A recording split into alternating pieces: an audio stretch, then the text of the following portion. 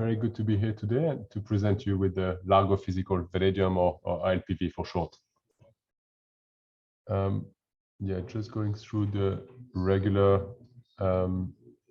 disclaimers that will leave everyone to read at their own convenience. And maybe if we can move to the first slide, which is really the investment summary. And in short, LPV will soon be a publicly listed vehicle that aims to provide a secure and convenient platform for investors interested in having a direct exposure to physical vanadium.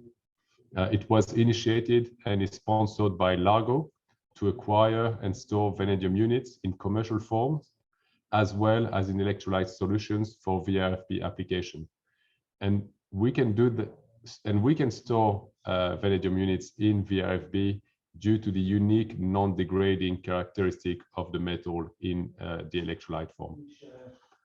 If we can move to the next slide, this is a quick overview of the opportunity, and really LPV again will offer a pure play exposure to vanadium, and will initially acquire approximately 1,200 tons of vanadium pentoxide equivalent, contributed in kind by Largo, as well as with the proceeds of roughly 30.2 million Canadian dollars of subscription receipts from the financing that closed on April 14th, 2022. As we will deploy vanadium units into VRFB, we're confident that LPV will strongly support the vanadium market by reducing an important cost of VRFB and thus increasing the competitiveness of this battery solution. This should also be attractive to prospective investors for the positive ESG impact, as well as virtuous effect on vanadium supply and demand. If we can move to the next slide, I'll show you a simple representation of how LPV work.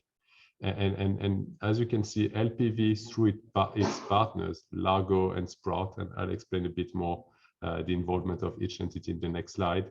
So LPV through its partners has raised and will continue to raise funds from investors to be deployed in physical vanadium. And as you can see, this vanadium again can be stored either in warehouses, in the commercial forms, or in electrolyte form for VRFB application.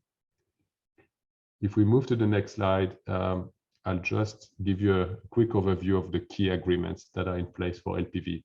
So the first agreement is the marketing and financial advisory agreement with Sprott Capital Partners, which is a leading financial institution based in Toronto, and that will support our effort in fundraising and marketing this vehicle. A few of you have probably already heard about the success of Sprott Physical Uranium. So in a way, it's very similar to what Sprott has done already on uranium, but we think that LPV will be even better than that, because unlike Sprott Physical Uranium, we can put vanadium units to good use by deploying them into VRFB rather than just storing them into a warehouse. Then the other two agreements will be serviced by Largo. That's the technical service and the safekeeping agreement, where Largo will be responsible to source vanadium units, store them in approved warehouses and selected VRFB projects, as well as guarantee that these units are safely stored.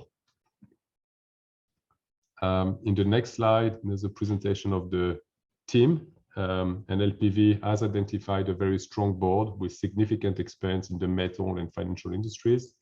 LPV is sponsored by Largo, and Largo will initially be the largest shareholder of LPV. So you see a few people on both sides. However, it's our clear intention to raise further funds and dilute Largo to a minority position over time for LPV to become fully independent vehicle.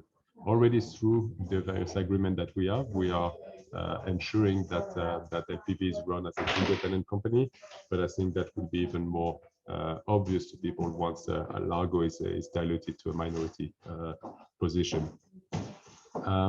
In the next slide, just a final summary to say that we expect that LPV will have we will really be able to help the vanadium industry through three main aspects.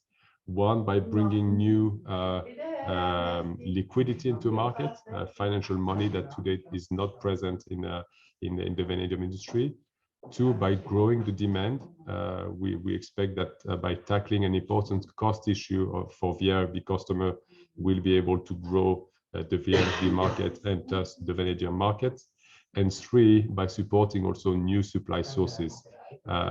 If we can reduce price volatility, that should enhance the capacity of new producers to come to production. So that's in essence what LPV is. And again, I'm free for any question. Feel free to reach out to me. My phone number is here. My email address is here. So I look forward to interacting with everyone in the vanadium industry. Thank you. We have someone who's raised their hand, but participants don't have the ability to actually speak in here. So if the person who raised their hand would like to put their question into the Q&A, we can address it that way. Actually, does anyone else have any other questions for Paul? There we go. Let's see here. We have been following the story of LPV with interest. Are there any outstanding regulatory hurdles on the TSX? There's no hurdles, although there's a timeline that we are not fully in control of. We expect to come back to everyone with some good news in the short term, but there's no hurdle, and we expect to be live as soon as we get the final approvals. Great. Any other questions for Paul? I know the minute I move on, we're going to get a question, so I'll just wait just another minute here. All right, well, Paul, thank you very much for the presentation. Great to have you here. And I think we're going to move on now to our final